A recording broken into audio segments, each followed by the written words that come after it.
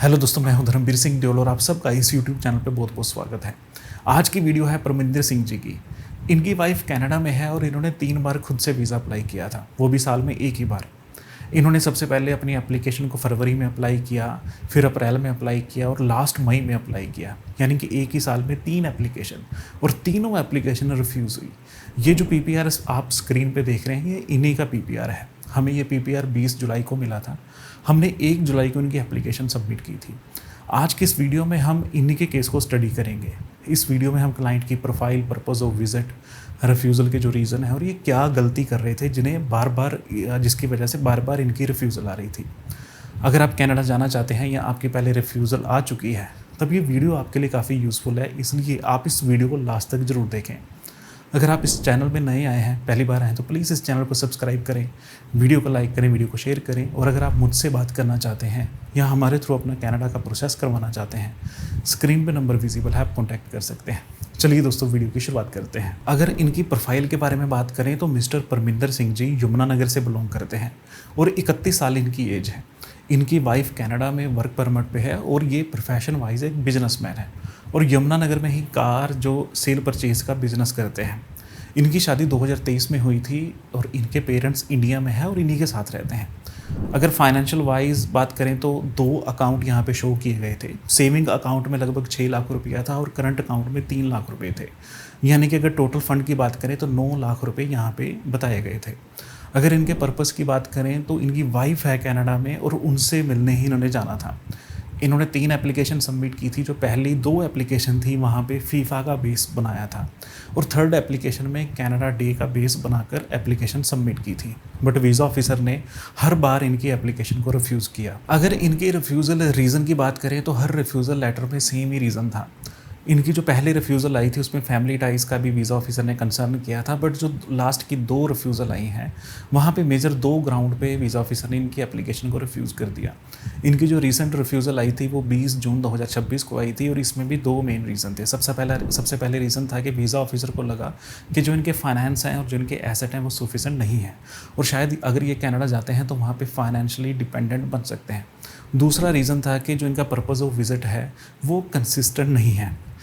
Purpose of visit consistent लगता भी कैसे, क्योंकि पहले 2 एप्लीकेशन में इन्होंने फीफा वर्ल्ड कप पे एप्लीकेशन सबमिट की थी, बाद में इन्होंने कनाडा डे पे अपनी एप्लीकेशन को सबमिट कर दिया। यानी कि हर बार इनकी एप्लीकेशन में पर्पज़ ऑफ विजिट चेंज हो रहा था और ऐसे केस में जो वीज़ा ऑफिसर है वो आसानी से वीज़ा नहीं देता। अब हम बात करते हैं कि वो कौन सी गलतियाँ हैं जिनकी वजह से इन्हें बार बार रिफ्यूज़ल आ रही थी। इनकी एप्लीकेशन में पर्पज़ ऑफ विजिट कंसिस्टेंट नहीं था और ये सबसे बड़ा फ्लैग होता है और वीज़ा ऑफिसर ऐसे एप्लीकेशन को, ऐसी एप्लीकेंट को जेन्युइन नहीं समझता और इनके डॉक्यूमेंट को हर बार डीपली वेरीफाई करता है।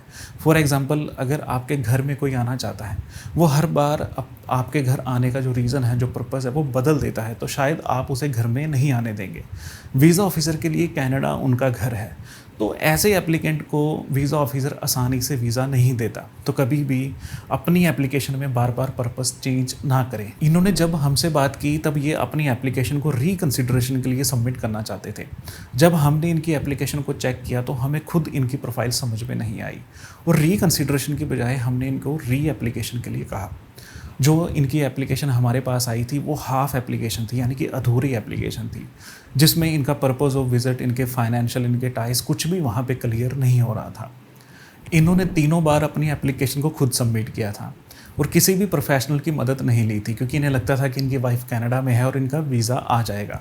पर आईआरसीसी ऐसे काम नहीं करता। देखो, अगर आप फर्स्ट टाइम अप्लाई करते हैं तो अच्छी बात है, आपको प्रोसेस का पता चलता है, बट अगर आपकी एप्लीकेशन रिफ्यूज़ हो जाती है और आप दोबारा खुद से अप्लाई करते हैं और सेम पैटर्न, सेम डॉक्यूमेंट के साथ अप्लाई करते हैं, तब वहाँ पर गलती है। इन्होंने जो डॉक्यूमेंट अटैच किए थे उनका कोई भी सिर पैर नहीं था, जैसे दिल किया वैसे डॉक्यूमेंट अपलोड कर दिए। आप एक बात ज़रूर ध्यान रखें कि मुझे पता है कि इनका प्रोफेशन और है और इन्होंने अपनी समझ के हिसाब से वीज़ा अप्लाई किया था, तो मेरा ये बात करने का या इनको नीचा दिखाने का कोई भी मकसद नहीं है, बल्कि मेरा ये मकसद है कि आप इस प्रोसेस को जान सकें और आपको ये पता हो कि किस तरह से सही डॉक्यूमेंट से, सही प्रोसेस से अगर आप एप्लीकेशन को सबमिट करेंगे तो वहाँ पे आपके वीज़ा के चांसेस ज़्यादा होंगे। अब बात करते हैं कि कैसे हमने इनकी एप्लीकेशन को सबमिट किया और इनकी एप्लीकेशन पे अप्रूवल हासिल की। सबसे पहले तो हमने इनके साथ डिटेल में बात की, इनकी प्रोफाइल को सही से जाना, सही से डिस्कस किया और उन्हें ये बताया कि आपने कौन कौन सी गलती की थी और हम किस तरह इस एप्लीकेशन को सबमिट करेंगे। हमने इस एप्लीकेशन में किसी भी खास इवेंट को टारगेट नहीं किया, बल्कि ये बताया कि ये हस्बैंड और वाइफ एक दूसरे के साथ टाइम स्पेंड करना चाहते हैं। हमने इनका पर्पस बिल्कुल स्ट्रेट रखा।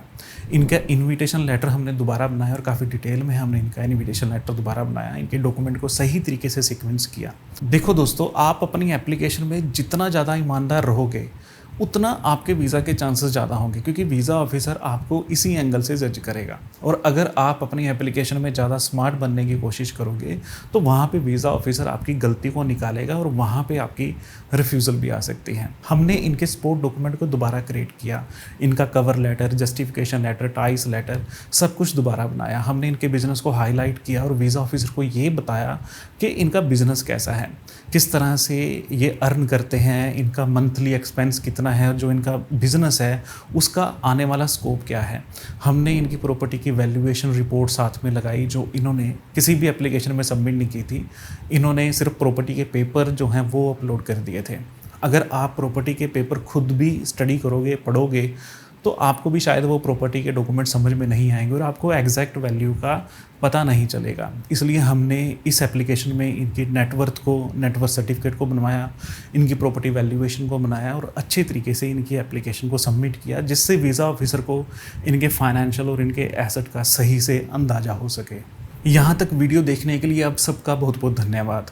और आपको इस वीडियो के माध्यम से ये पता चल गया होगा कि अगर आप प्रोसेस के हिसाब से अपनी एप्लीकेशन को सबमिट नहीं करते, डॉक्यूमेंट को सही जगह अटैच नहीं करते, फिर आपके डॉक्यूमेंट चाहे जितने मर्जी स्ट्रॉन्ग हो, आपके पास किसी का भी इन्विटेशन हो, आपका इन्वाइटर चाहे कितना भी स्ट्रॉन्ग हो, तो वहाँ पर आपकी रिफ्यूज़ल आ सकती है।